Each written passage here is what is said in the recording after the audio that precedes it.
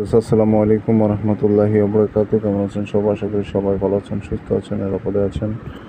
তো আপনারা যে যেখান থেকে আমার ভিডিও দেখতেছেন, দেশ বা দেশের বাইরে থেকে, আশা করি সবাই ভালো আছেন, সুস্থ আছেন, নিরাপদে আছেন।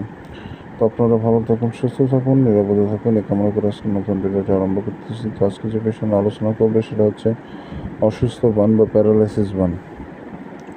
অসুস্থ বান ও প্যারালাইসিস বান কী বা কীভাবে কাজ করে এবং কীভাবে কাজ করে আপনি আপনার শত্রুকে চিরতরের জন্য বিছানায় ফেলে রাখবেন, সে সম্পূর্ণ বিষয় নিয়ে আলোচনা করবো, আলোকপাত করবো এবং কীভাবে করবেন, প্রয়োগ করবেন, টু জেড সব কিছু হাতে নাতে শিখাই দিব। তো বন্ধুগণ, পুরো ভিডিও দেখবেন, টেনে টেনে দেখবেন না, কারণ এগুলো কুফরি কাজ। আপনার একটু 19-20 করলে আপনার নিজের ক্ষতি হওয়ার সম্ভাবনা রয়ে যায়।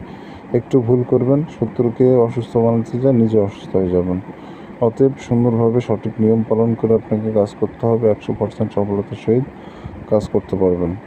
আমার এই তদবিরগুলো সব পরীক্ষিত তদবির। আমি সবগুলো পরীক্ষিত তদবির কিতাব ঘেটে ঘেটে খুঁজে বের করে সহজ তদবির যেগুলো, সেগুলো আপনাদের মাঝে উপস্থাপিত করি।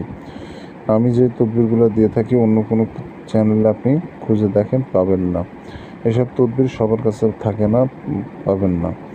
এটা খুবই শক্তিশালী একটি তদবির আপনাদের দিলাম, আপনারা কাজ করেন, 100% সফলতার সহিত কাজ করতে পারবেন।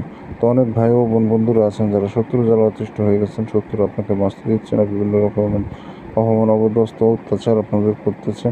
শত্রুর সাথে টাকা পয়সা ক্ষমতা কোন দিক দিয়ে পেরে উঠতে পারছেন না, দেওয়ালে পিঠ হয়ে গেছে। এখন শত্রু সুস্থ থাকলে আপনার অসুস্থ হয়ে থাকার কঠিন হয়ে যাচ্ছে। তো এমন অবস্থায় যখন দেওয়ালে পিঠ থেকে যাবে, তখন আপনি এই বানটি প্রয়োগ করবেন, 100% ওই শত্রু শেষ হয়ে যাবে। শেষ বলতে মারা যাবে না, আপনার অসুস্থ হয়ে প্যারালাইসিস হয়ে সারা জীবনের জন্য বিছানায় পড়ে থাকবে। অনেকে আছেন যারা মরণবান মারতে চান না, কারণ মরণবান মারলে তো সে মারা যাবে। তাকে মারতে চান না, তাকে তীরে তীরে ধুকে ধুকে কষ্ট পেতে দেখতে চান। তো তাদের জন্য আজকের এই বানটি, এটা খুবই ভয়ানক। আপনি খেলার পাশে অবহেলিত করে কোনো ভালো মানুষের উপর প্রয়োগ করতে যাবেন না, কারণ ভালো মানুষের উপর প্রয়োগ করতে গেলে কাজ হবে না। যে আপনার সাথে অন্যায় করবে এমন ব্যক্তির উপর প্রয়োগ করবেন, 100% কাজ হবে। কিন্তু যে অন্যায় করেনি, শত্রুতামূলকভাবে আপনি করতেছেন, তখন কিন্তু কাজ হবে না। আপনি এই কাজ কাম দুনিয়ার কোনো কাজে হবে না, কারণ একটা বান মারার জন্য আপনার কারণ প্রয়োজন হয়। সে কারণটা যদি আপনার সঠিক বা স্ট্রং না হয়, তাহলে কিন্তু বানের কাজগুলো খাটে না। তো বিষয়গুলো বুঝতে হবে আপনাকে মন দিয়ে। তো যাই হোক, বিষয়ের কথা বলবো না। আপনারা যারা আমার চ্যানেলে নতুন, অবশ্যই চ্যানেলটি সাবস্ক্রাইব করে পাশে থাকা বেল আইকনে ক্লিক দিয়ে অল নোটিফিকেশন অন করবেন। ভাই, আমি সব থেকে সুন্দর করে বোঝানোর চেষ্টা করি, আর সহজ তদবিরগুলো আপনাদের মাঝে দিই, যেগুলো আপনারা করতে পারবেন, এমন এমন তদবির আপনাদের মাঝে দিই। তো আমার কথাবার্তা ব্যবহার বোঝানো ভালো থাকলে অবশ্যই চ্যানেলটি সাবস্ক্রাইব করে রাখবেন, কারণ আমার মতো করে সুন্দর করে ইউটিউব জগতে কেউ বুঝে দেয় কিনা আমার জানা নেই। কারণ আপনারা বুঝতেই যদি না পারেন, তাহলে কাজ করবেন কীভাবে? অনেক তান্ত্রিক আছে যারা উল্টাপাল্টা বুঝ দেয় এবং যেগুলো নকশায় কাজ করে না, সস্তা নকশা, সেগুলো আপনাদের মাঝে দেয়। তো বন্ধুগণ, ওইসব ভণ্ড তান্ত্রিকদের থেকে সবসময় সাবধানে থাকবেন। গুরু জব্বার, গুরু খুরশেদ, ইমতাহান আহমেদ এবং গুরু আকবর, সোহেল, লতিফ, এগুলো নামদারি ভণ্ডতান্ত্রিক। আপনারা যার ভিডিও দেখে কাজ করবেন, তার চ্যানেলের নাম দিয়ে ইউটিউবে সার্চ দিয়ে দেখবেন সে ভণ্ড না আসল। আপনার দেখিয়ে তারপরে তার তদবির দিয়ে কাজ করবেন, কারণ ওরা উল্টাপাল্টা তদবির দিয়ে থাকে, যেগুলো আপনি কাজ করবেন আপনার ক্ষতি হওয়ার সম্ভাবনা রয়ে যায়। অতএব সাবধানতা অবলম্বন করে সবসময় কাজ করবেন, এদের থেকে সবসময় সাবধান থাকবেন। তো যাই হোক, আর বেশি কথা বলতেছি না, অবশ্যই চ্যানেলটি সাবস্ক্রাইব করে রাখবেন। আর এই কাজটি করতে গেলে আপনাকে সর্বপ্রথম যেটা করতে হবে, একটা সাদা কাগজ নিতে হবে।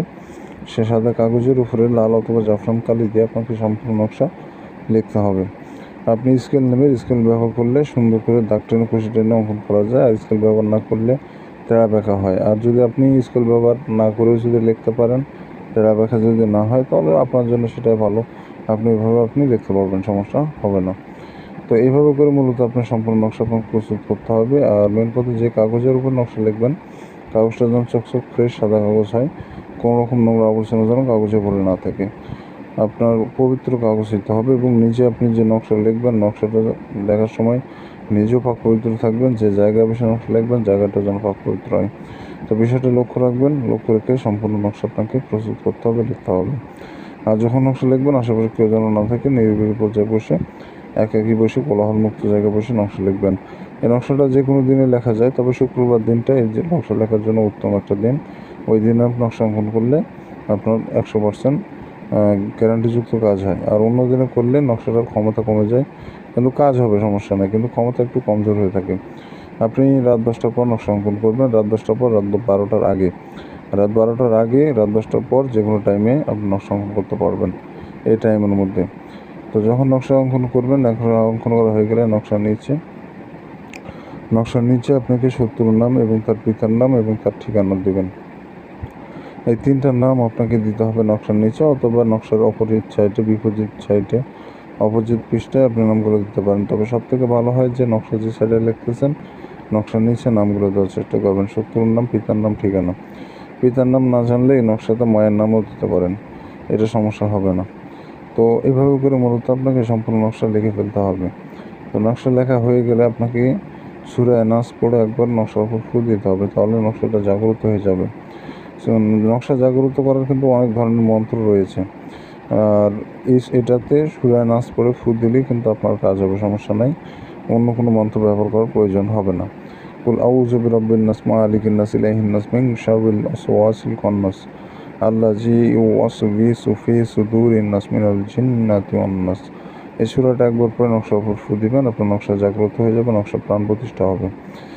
আর এই নকশা যখন আপনি ফু দিবেন তখন এই নকশা কিন্তু জীবন্ত হয়ে যাবে, ওই নকশা জীবন্ত হয়ে যাবে এবং নকশা কাজের জন্য প্রস্তুত হয়ে যাবে।